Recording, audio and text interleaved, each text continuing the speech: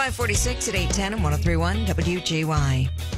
Well, so many of us are working from home right now during the pandemic. Employers are coming up with very imaginative ways to keep us productive and engaged and also keep our spirits up. We're joined by a workplace culture expert and analyst. He's with the Vested Group, Joel Patterson. Hi, Joel. Hey, Chuck. How you doing today? Doing well. What are the good companies doing right now? We've tried to focus on 4 distinct areas to make sure that we're keeping people engaged. Communication is key as always, but that's even more important now, and it's in both directions. Make sure you're communicating outwardly what's happening, what's about to happen, but also listening, making sure that you're understanding how people are feeling and what they're going through and being empathetic. Transparency, treating people like they want to be treated and being honest and vulnerable with your communication. A lot of companies right now are slowing down, and what you don't want to happen is you don't want your people to be bored. Maybe you have them develop marketing content. And then the final thing, the thing that most people want to talk about is fun. How do you have fun with your people right now? And there's a lot of things that you can do. It's seeing your Zoom meetings. So we have a guy here that just will not stop wearing tank tops.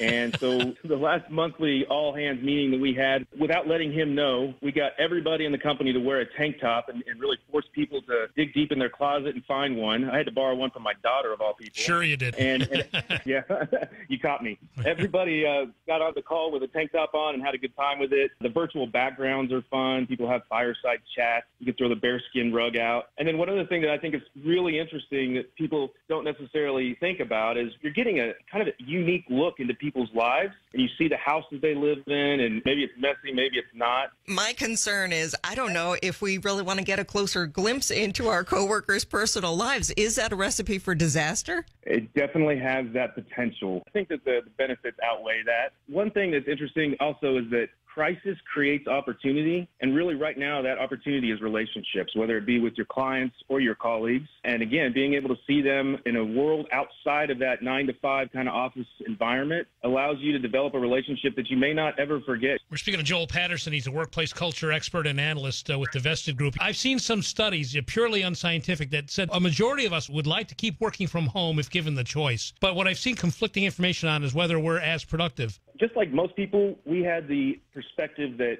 if people were working from home, they weren't working. And I think that's been thrown upside down at this point. If I saw somebody working next to their pool during the day, I would have just assumed they just been laying out all day. And now we realize that we really just want people to be comfortable and wherever they feel most productive and effective to support that. I think it's a mixed bag, to be honest with you. I mean, I don't know how you could possibly have your kids running around and being with your spouse all the time and then just the dog barking and all those things that create normal distraction.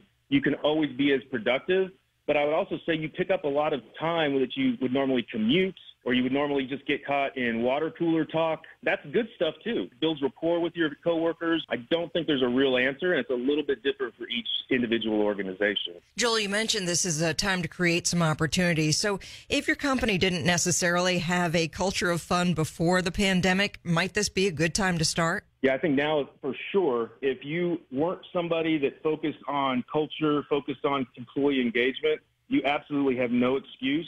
There's plenty of ideas and creative thought out there to steal if you don't have any of those ideas yourself. The other thing to keep in mind is once this is done, this is going to be a new component of interviewing. People are going to ask you, how did your organization respond during crisis? How did you treat your employees? You need to be thinking long-term here to make sure that you can confidently tell people that you invested, you were engaged in their health and welfare, and making sure that you're thinking about people, not just the people that are your stars. They might struggle even more. Your introverts, the people that you would expect to kind of shy away from things, I'm finding that a lot of those people are the ones that are getting out and really engaging in this new world environment. What are some of the craziest / innovative things you've heard companies do? I've heard stuff like virtual bingo and cooking contests, stuff like that. Those are all fun. The virtual happy hours, virtual lunches. We at our organization are doing steps challenges to keep people outdoors and active. I've seen people do cook-offs, and they're baking and showing people how they actually cook. They bring their kids on to deliver some of their meeting notes. Again, anything that allows you to be unique and creative, because we've all sat on these Zoom calls and look at everybody's face, and it kind of drones on after a while.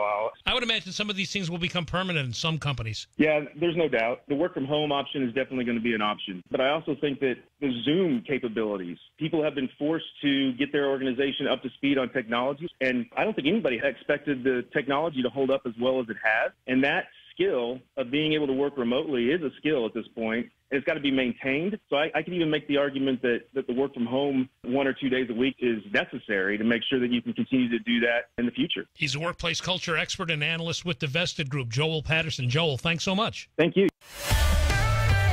552 on 810 and 103.1 W.